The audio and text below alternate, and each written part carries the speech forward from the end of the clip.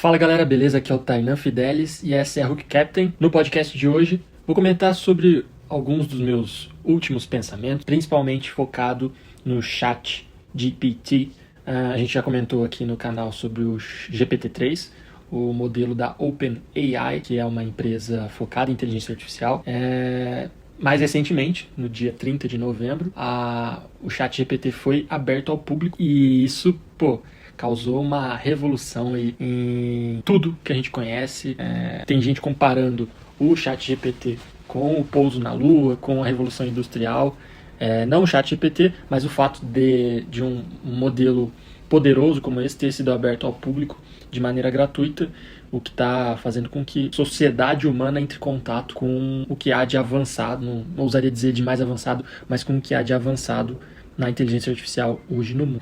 Alguns dos pontos que eu quero levantar nesse podcast, e eu vou falar de maneira corrida aqui, não me programei, mas para a gente manter esse contato aqui no canal da Hook Captain e, enfim, que as anotações mentais sejam devidamente registradas, até para que a gente compare no futuro e para a gente ir guiando o que a Hook Captain deve ser perante as mudanças que vêm acontecendo na tecnologia. Bom, no podcast anterior eu tinha comentado sobre o ChatGPT, sobre o GPT-3, e eu ainda não ouvi o episódio, mas eu lembro que a gente comentou sobre a limitação desse tipo de ferramenta, porque eles aprendem dentro de uma base de dados e eles dão resposta. Esse tipo de ferramenta dá respostas, mas eles não são capazes de walk us through, seria a palavra em inglês. Em português seria percorrer o caminho junto com a gente. Com a gente eu me refiro aos humanos. Por quê? Porque uma inteligência como essa, baseada em redes neurais, deep learning,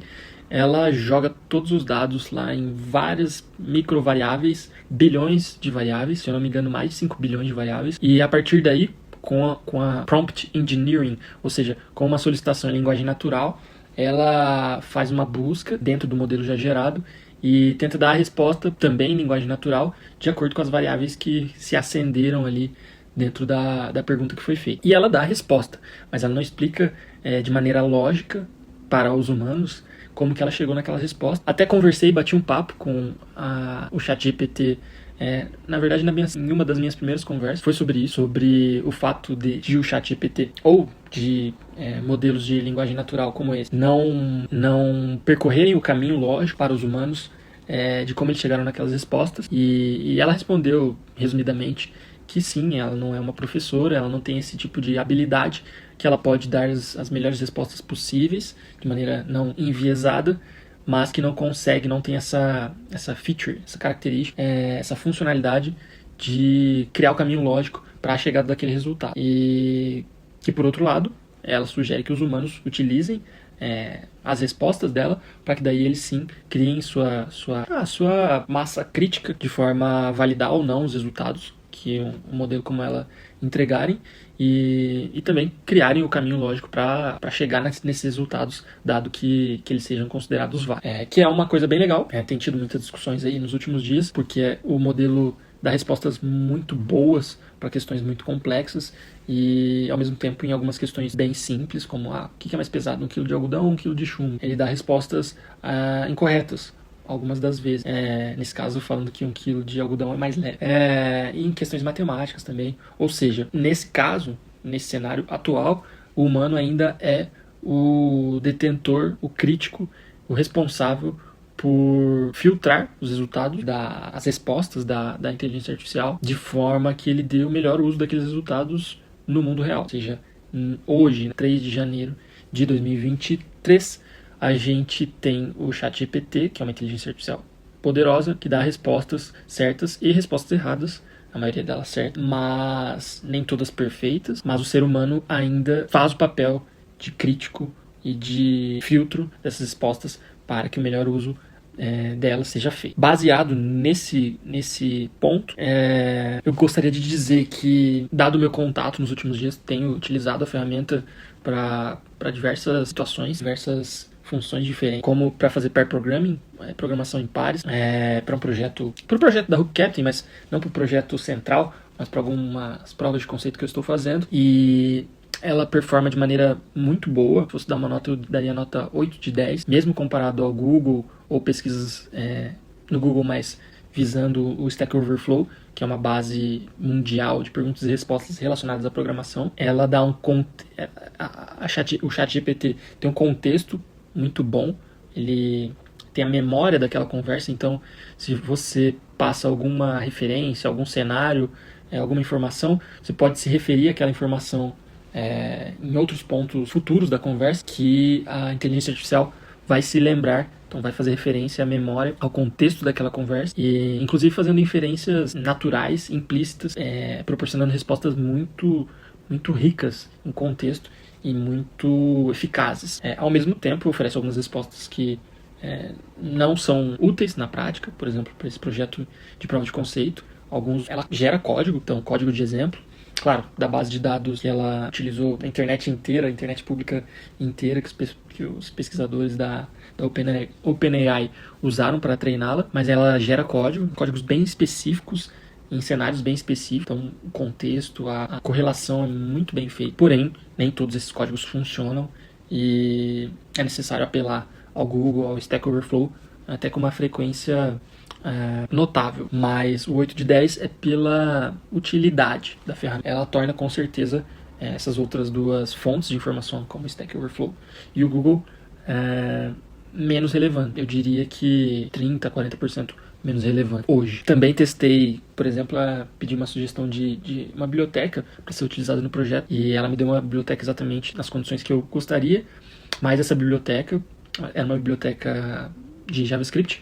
Eu consultando no site da NPM, por exemplo, não era a biblioteca com maior número de downloads, sendo que tinham outras muito mais populares e com um tamanho, né, de arquivo menor, ou seja, mais indicados na questão de banda e com as mesmas funções, ou seja, em todos os quesitos, uma biblioteca melhor, e enquanto o ChatGPT indicou uma outra biblioteca menos popular, mais pesada e com as mesmas funções. Mas só o fato de ter indicado já é muito interessante, mas nesse quesito não seria a melhor opção. Então, de novo, o humano representando esse papel de crítico, de curador das respostas para conseguir o melhor resultado. Hoje, dado o meu interesse no assunto e dado as interações com a ferramenta, com a solução, e tendo me impressionado com as respostas, com essa questão do contexto, do cenário, da memória na conversação e com o grau de entendimento do que é falado, eu não preciso me expressar de maneira muito verbosa para que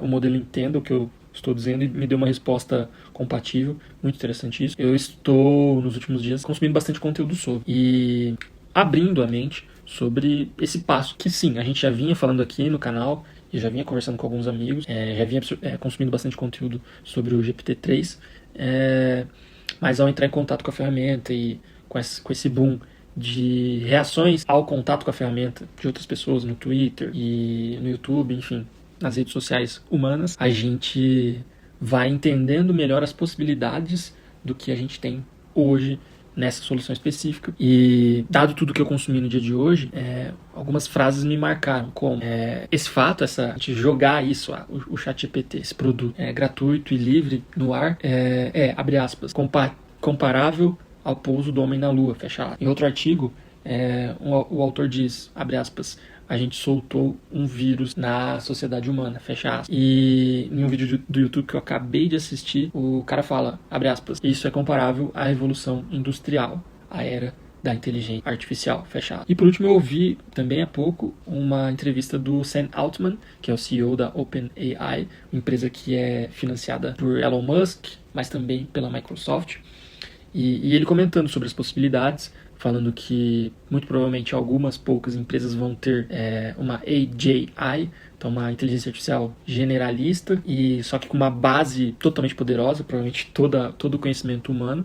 Então algumas poucas empresas vão ter essas plataformas de modelos de linguagem natural generalistas e muitas empresas muitas startups se desenvolverão em cima dessas plataformas, utilizando sim o modelo 98% default, mas ele usa a palavra tuning, ou seja, afinando ali o 1 ou 2% necessário para negócios específicos, como a lei, né, advocacia, saúde, parte médica, como utilizar um modelo que utilize o computador pela pessoa, enfim, coisas específicas, treinando esse modelo para dataset, conjunto de dados mais específicos, de forma que eles fiquem mais especialistas. Ele considera a AGI, o conceito dele de uma inteligência artificial generalista, seria um trabalhador humano médio que pode aprender a ser especialista. Então ele tem essa habilidade de aprender, já tem um conhecimento básico de muita coisa e consegue fazer tarefas ali de um humano médio e está apto a aprender coisas mais especialistas para se tornar um especialista em advocacia, em lei, em direito, um especialista médico, um especialista em marketing, enfim, qualquer área do conhecimento humano. E outra coisa que o Sam Altman comenta é que basicamente todas as funções da sociedade atual vão ser impactadas. Então a economia, como a gente conhece hoje, não vai mais existir, e daí ele acredita que a gente entrará alguns anos, 10, 20 anos, em uma sociedade de custo de energia marginal zero. Então, produzir energia vai se tornar cada vez mais barato, e custo marginal de inteligência também zero, ou seja, consumir inteligência, ter acesso à inteligência vai ser barato para qualquer ser humano na face da Terra. Ele também comenta que provavelmente algo que vai ser muito debatido é os limites dessas inteligências artificiais, o que dá pra gente perguntar para elas e o que a gente não pode perguntar. Eles já estão trabalhando nisso, em alinhar os interesses dos modelos de inteligência artificial aos interesses humanos, e também o acesso. Muito provável que o acesso a essas fontes de informação, mais do que fontes de informação, mas fontes de conhecimento, o acesso a elas significará poder. Então esse acesso pode muito bem ser controlado no futuro. Dado tudo isso, dado que a gente provavelmente passou da era da informação para a era do conhecimento, e o lançamento desse produto é um marco, de fato, eu estou considerando também um marco, que é algo muito diferente de tudo que a gente já teve acesso. Para o Captain, como eu vejo o impacto? Fazendo alguns testes no ChatGPT, a gente vê primeiro essa parte do como chegar na resposta. Ele não é uma funcionalidade, não é uma característica do modelo de linguagem natural, guiar ou ser tutor do ser humano. Ao mesmo tempo, ele é bom em construir com. Então, se você tem conhecimento do que você quer, de onde você quer chegar, é possível ir construindo com o modelo de linguagem natural, de forma que ele vai te dando as respostas progressivamente, você vai fazendo perguntas mais específicas, e ele vai construindo, por exemplo, falando de um projeto de software, vai construindo esse projeto junto com você, mesmo com as falhas e fragilidades que eu comentei há alguns minutos. Isso já é possível, tanto que eu fiz e estou fazendo isso para programar uma prova de conceito da própria HookCap. Porém, nesse ponto é necessário que o usuário tenha conhecimento técnico para tomada de decisão, para saber o que pedir pro modelo. No meu caso, eu falei, eu quero que você construa isso nessa linguagem, com essas características.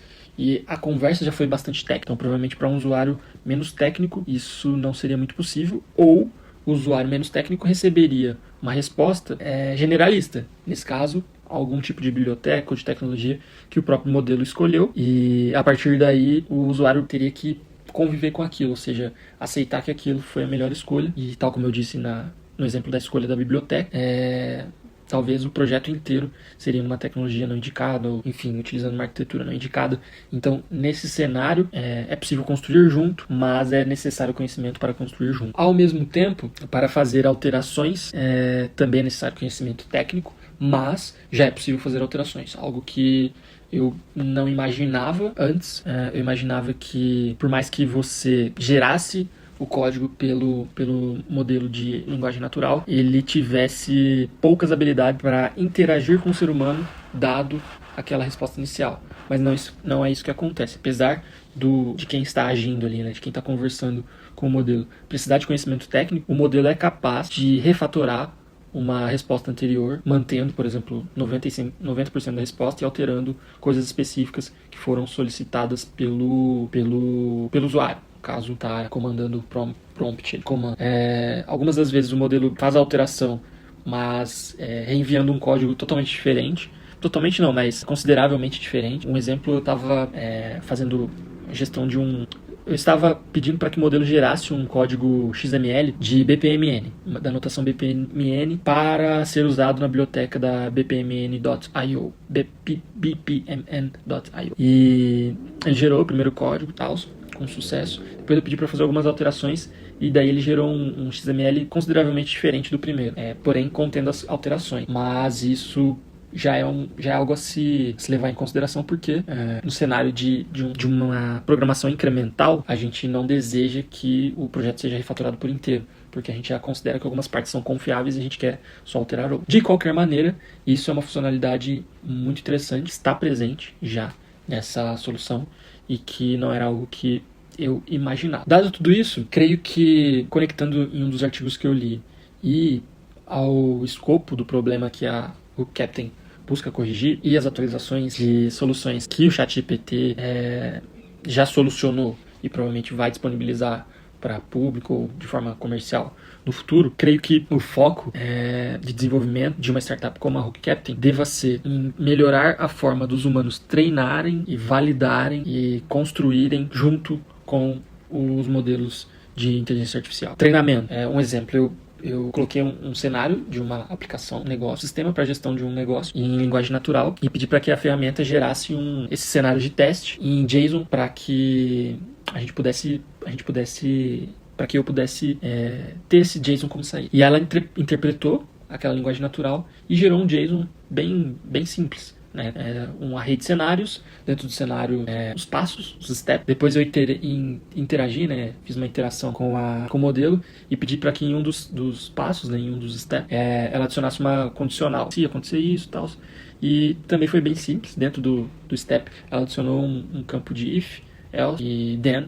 Então, simples como a linguagem natural, ela processou isso e organizou isso num JSON. Então, provavelmente se eu, em uma outra conversação com o modelo, colasse esse JSON, ela também conseguiria interpretar. Então, muito provavelmente ela já entenderia o meu cenário, mesmo que em um outro formato, não em linguagem natural, mas um formato já estruturado. Então, isso é interessante. E eu acho que essa é uma parte que a gente, como Captain, deve focar em modelar cenários de aplicações de maneira fácil para os humanos, ou seja, criar o designer de aplicações, o designer de cenários de aplicações fácil para o ser humano, seja ele dando input em linguagem natural, seja ele dando input em grafos ou gráficos, por exemplo, BPMN ou Activity Flow da UML, enfim, e no caso dele inserir linguagem natural, talvez a gente até substituindo um modelo como da OpenAI apenas nesse passo, ou não, enfim, se eles abrirem uma API, poderia ser o próprio modelo deles, mas a questão é, criar esses modelos de cenários é um ponto para se melhorar no que a gente tem hoje, porque de qualquer forma a gente precisará treinar os nossos modelos. O modelo é muito bom, é perfeito, gera as respostas muito legais, tal, ótimo, mas a gente vai precisar treinar esses modelos para que eles deem as respostas que a gente espera. Eles estão treinados numa base genérica que é toda a internet. Porém, se a gente quiser nichar eles para criarem coisas específicas para as nossas necessidades e as necessidades dos nossos nichos, seja, por exemplo, o Brasil ou mulheres de menos de 30 anos, enfim, a gente vai ter que treinar eles para que eles deem as respostas que a gente espera, por mais que eles já tenham essas habilidades de compreensão e de síntese, de correlação entre conhecimentos diferentes para prover as melhores respostas possíveis. Eles precisam dessa base de dados ser injetada neles para que eles consigam nos ajudar de maneira mais específica. Então, criar treiná-los é parte do que precisa ser feito. Curadoria, ou seja, curadoria ou seleção ou validação. São coisas totalmente diferentes, mas que a gente vai precisar fazer todas elas. Dado que ele foi treinado e dado que o modelo dá uma resposta, a gente precisa, primeiro, validar aquela resposta. É o que a gente queria? Não é o que a gente queria? A gente precisa mudar no treinamento? A gente precisa mudar na resposta e jogar a resposta de volta para o modelo aprender? Enfim, como que a gente vai fazer essa validação? E daí, curadoria. Modelo, me gere 10 respostas. Dado essas 10 respostas, qual que a gente deseja continuar com? Qual que a gente quer agregar ao projeto? E acho que essas partes são bem importantes para a Hook Captain. Então, de tudo que a gente tinha estudado, pode ser que a parte de linguagem natural para modelo mais estruturado possa ter sido resolvida. Porém, ao mesmo tempo, a gente precisa criar um treinador de modelos, porque um ser humano normal não vai conseguir descrever em linguagem natural todas as especificidades que um sistema requer. E isso fará com que esse modelo torne inútil para esse ser humano, porque ele não vai gerar um sistema completo como a gente deseja, porque a gente não deixou ele, não descreveu, não criou os requisitos da maneira necessária. Então, ou a gente vai ter um sistema incorreto, ou a gente vai ter um sistema correto para o modelo, mas que a gente não tem certeza se está funcionando exatamente da forma que a gente espera, porque se a gente não declarou os requisitos de maneira detalhada, o modelo tomou várias decisões sem a nossa supervisão. Então, aí está não só um risco, também de um risco, mas principalmente de um problema de design, dado que um criador deseja que sua criação seja exatamente como está na sua cabeça. Mas a gente precisa tratar de traduzir isso que está na cabeça em algum formato de input que esse modelo entenda, seja linguagem natural, seja um input mais estruturado. Então, creio que, apesar do entendimento da linguagem natural já ser feito pelo ChatGPT, creio que o processo de extração desse conhecimento da cabeça, dos pensamentos, da imaginação de um criador, de um produto tecnológico, é algo que a gente pode trabalhar muito bem, e ao mesmo tempo que a gente pode trabalhar muito bem na estrutura desse JSON, ou seja, desse segundo passo da linguagem natural um pouco mais estruturada, que também possa ser entendida por esse modelo, e a partir daí se gerar linguagens cada vez mais estruturadas, mais perto da linguagem de máquina. Creio que continua dentro do que a gente pensou. A gente fica com um espaço um pouco menor para trabalhar, porque dado que, fim da linha, a gente já tem muito bem automatizado, ou seja, dado que a gente já tem um software definido, o CodeGen já é uma commodity. Gerar código a partir, por exemplo, de um YAML, de uma API, códigos CRUD, já é uma commodity. Na outra ponta, agora a gente entende que linguagem natural para algum tipo de estrutura, de linguagem um pouco mais estruturada, também já é algo que não é uma commodity, está no produto de uma empresa muito, provavelmente líder do seu setor, com Google diretamente, parceiro da Microsoft, mas essa linguagem estruturada ainda não está bem definida. Então, provavelmente a gente se encaixa nesse ponto. A definição da linguagem estruturada, que a gente consiga treinar os modelos para que eles traduzam linguagem natural para essa linguagem estruturada, e depois fazer o segundo passo, tradução dessa linguagem estruturada para uma... eu já até esqueci os termos, se eu não me engano é PIM, um modelo de programação independente, e depois uma PTM, que é um modelo mais dependente, se eu não PTM, né? Se vocês são bons ouvintes e bons seguidores do canal, vocês vão saber melhor do que eu, já faz alguns meses que eu não toco nesse tema. E daí dos PTMs para código, de fato, daí sim o CodeGen rolando bem. E aparentemente um modelo como esse já é capaz de editar texto, seja em linguagem natural, seja na linguagem um pouco mais estruturada, JSON, seja na PIM, seja no PTM, seja em código. Ele já é capaz de entender uma estrutura e fazer alterações nela a partir de inputs com linguagem natural. Talvez a gente tenha aqui, do nosso lado, criar ferramentas de design que sejam um pouco mais rápidas para fazer edição nessas várias etapas. No meu pair programming, por mais que eu esteja programando o ChatGPT, ele me é útil para gerar insights, para gerar pedaços de código, e só que eu copio esses pedaços de código e colo no Visual Studio. Por quê? Porque é muito mais prático, muito mais rápido de ser feito. Então ali é mais um prompt de comando para gerar coisas rápidas. Hoje, 2023, muito provavelmente em janeiro, 3 de janeiro, provavelmente isso vai sendo melhorado por lá. Mas mesmo assim, eu acredito que o ser humano vai precisar ainda de muitas ferramentas de input rápido e específico. Por exemplo, você tem uma imagem e você quer mudar ela alguns pixels para cima, para o lado. Muito mais fácil você ter uma ferramenta de design para imagens, que você consegue arrastar aí, que você ficar trocando mensagens com mensagens em linguagem natural. O chat vai, mude essa imagem, essa parte da imagem para 2 centímetros para o lado, 2 pixels para o lado. Da mesma forma, os nossos níveis de estruturação de uma lógica de um produto, enfim, de um software, vão ter níveis que é mais fácil para o ser humano, dependendo do grau de técnica dele, é claro, é mais fácil para ele utilizar uma outra ferramenta de design, como por exemplo um editor de storyboard, de grafos ali, ou um editor de texto, ou um editor de imagem, enfim, de áudio, de vídeo, de histórias, de cenários. Então, vão ter momentos do nível de abstração em que uma determinada interface é mais indicada para determinado tipo de usuário.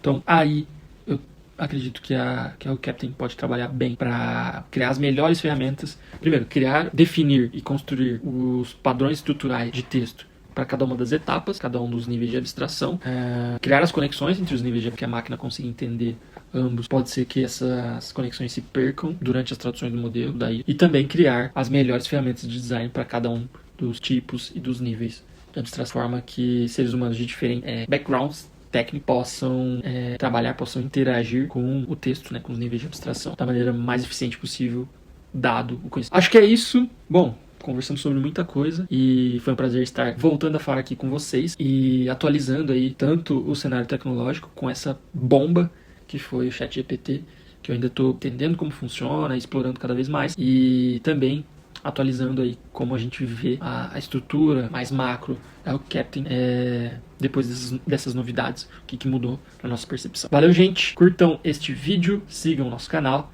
e até a próxima.